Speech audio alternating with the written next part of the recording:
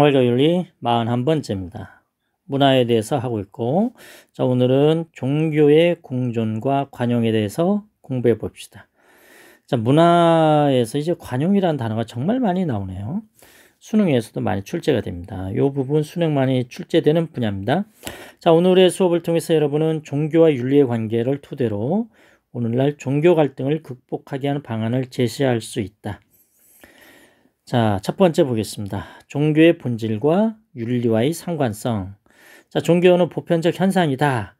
그렇게 해서 이제 엘리아데라는 이제 종교 사상가가 한 말이 있습니다. 우리 인간은 종교적인 존재다. 호모 렐리기우스. 릴리전 그거죠. 누구나 다 이제 종교를 지녔다 이거죠. 여기에 대해서 뭐 진화 심리학에서도 얘기하는 게 있어요. 최근에 이제 진화 심리학에 대한 관심이 많아서 강의할 때마다 이런 얘기를 많이 하네요. 인간은 이제 태어날 때부터 종교를 가질 수밖에 없다. 그 유행을 얘기할 때 제가 구석기 인간 얘기했었잖아요. 여기 사람이 3명이 걸어가고 있는데 어떤 인간들이 살아남느냐. 이게 부스럭 소리가 났을 때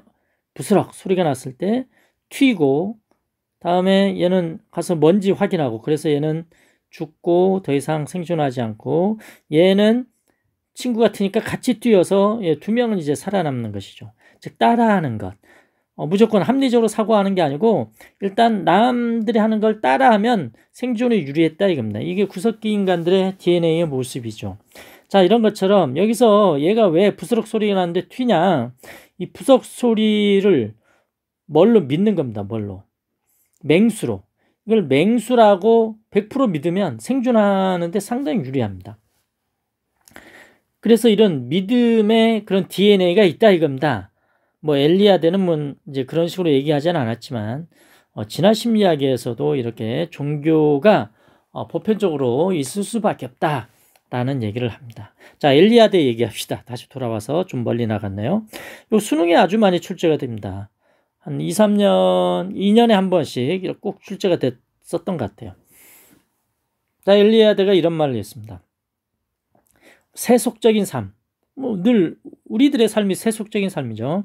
떡볶이 먹고 서로 싸우고 옷 사러 가고 이런 것들을 우리 세속적인 삶이죠. 이런 세속적인 삶 속에서도 언제든지 성스러움이 이제 드러날 수 있다. 그것을 어려운 말로 성현이라고 합니다. 성스러움이 드러날 현자입니다. 성스러움이 드러난다. 그래서 하찮은 돌멩이 하나.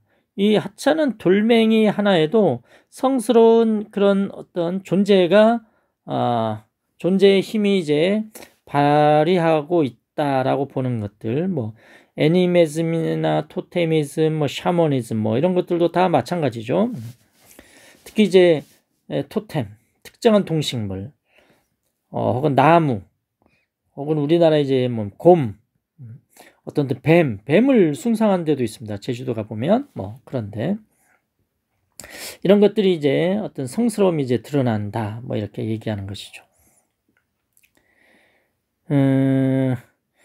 그래서 성과 속의 밀접한 상호 관련성을 이제 주장합니다. 그래서 엘리아데가 얘기한 보편적인 우리 인간들은 다 종교적인 속성을 지녔다 뭐 이런 것들 알고 있으면 좋겠습니다. 수능에 아주 많이 출제된다는 것. 다음 종교의 본질. 자, 종교는 내용적으로는 성스럽고 거룩한 것에 대한 체험과 믿음입니다. 자, 이런 것들은 합리적으로 이해할 수 없어요. 그 선을 넘어선 어떤 초월적인 존재에 대한 이야기들을 하는 거죠. 다음에 종교는 내용적으로 삶과 죽음과 같은 궁극적인 문제에 대한 답을 이제 제시해 주는 것이죠. 뭐 불교나 뭐 유교,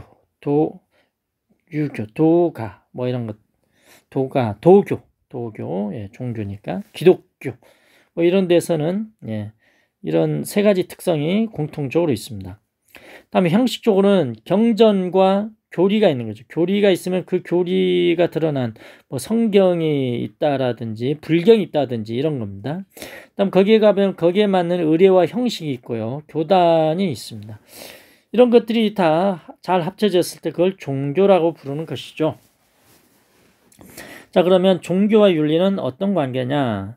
자, 공통점으로는 종교와 윤리는 인간의 존엄성을 중시합니다.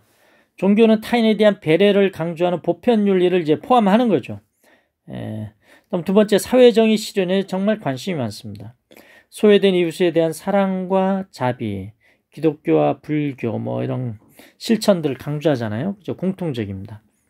차이점은 종교는 초월적인 존재에 근거한 종교적 신념이나 교리를 제시하는 겁니다.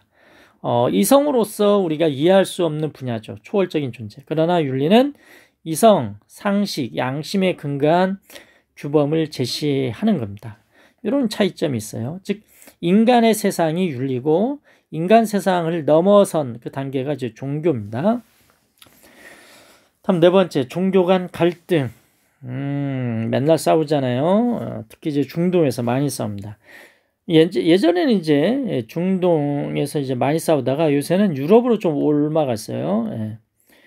유럽에서 이제 특히 이제 북아프리카, 여기 보면 이제 북아프리카 있잖아요.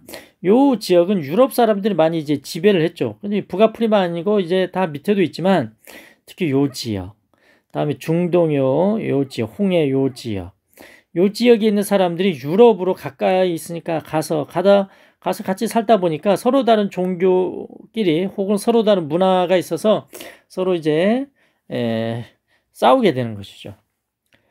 그래서 이런 종교 간 갈등, 분쟁의 원인이 뭐냐? 다른 종교에 대해서 잘 몰라서 그래요. 혹은 알더라도 잘못 생각하는 거죠. 편견을 갖고 있을 수 있습니다. 그리고 이제 민족적, 문화적, 경제적 이해관계가 이제 서로 충돌하면 이런 갈등이 발생할 수가 있습니다. 그리고 자기 종교의 절대성을 지나치게 주장하는 배타적인 태도, 이런 것들 뭐 다 그렇진 않은데요.